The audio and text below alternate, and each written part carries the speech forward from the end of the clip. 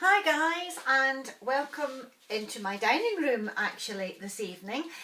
Vaughn's busy preparing his wine or his beer, I can't remember which, so he's taking over the kitchen just now. So I thought what I'm going to do tonight, I don't need to cook anything at the moment, so I've got a different view for you. This evening we're going to have some homemade soup that I made yesterday for our evening meal tonight. And that's all I'm going to have because I had quite a lot at lunchtime.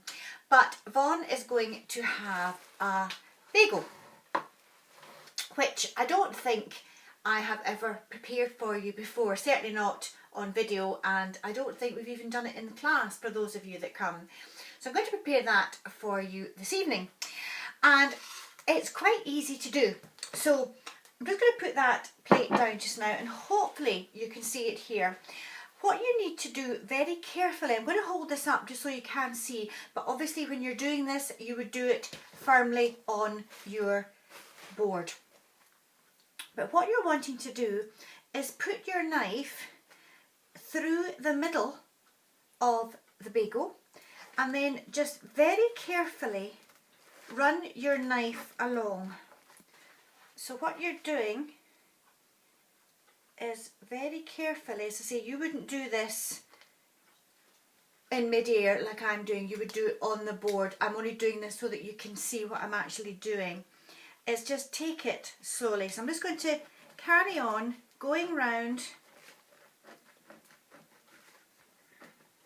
so that hopefully when I open it up I've got my two halves of bagel.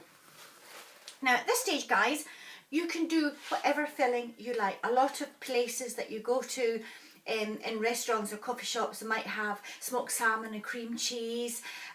You could have some ham just on its own, you could have tuna. Really you could have anything you like at all. But pretty much like a sandwich or a toastie, you just do what you want. What I'm going to do is, again as ever, using stuff up. I've got some sliced ham here. I've got my sliced cheese and I'm just going to slice up a little bit of tomato. So I'll finish doing that just now. So I'm just going to do it in little half moon shapes. I already cut the tomato in half and I don't need it all, so the other half's in the fridge. But just little half moon shapes like that. And what I'm going to put on the base of my bagel is a little of this tikka mayonnaise, just to make it a little less dry. So just going to put a little of that round the bagel. You don't want too much, you don't want to make it soggy, but again you want it to be less dry than it is at the moment. Now these have been in the freezer, so I took it out earlier on this morning before I left for work, so it's been defrosting nicely all day. And that'll be perfect. And all I'm going to do now is just layer it up. So I can put, this is quite a big piece of ham, but I'm just going to put it all on the bagel like that.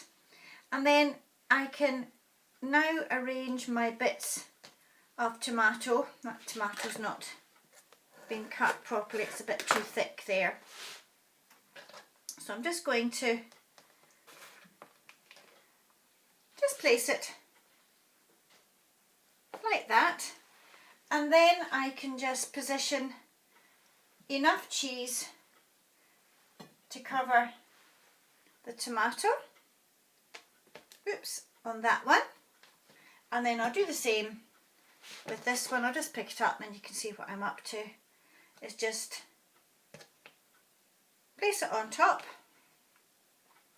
And then what I can do is position the two bagels on top of my silver tray, and then that will just go either under the grill, or I could actually just put it in the oven and the cheese will just slowly melt over the top, and then I'll probably put this on a plate, and Vaughn may end up using his knife and fork for this because it's quite big, and with the ham overlapping it, it's going to be quite difficult to pick up and eat with your fingers. So this might just be a knife and fork job this evening.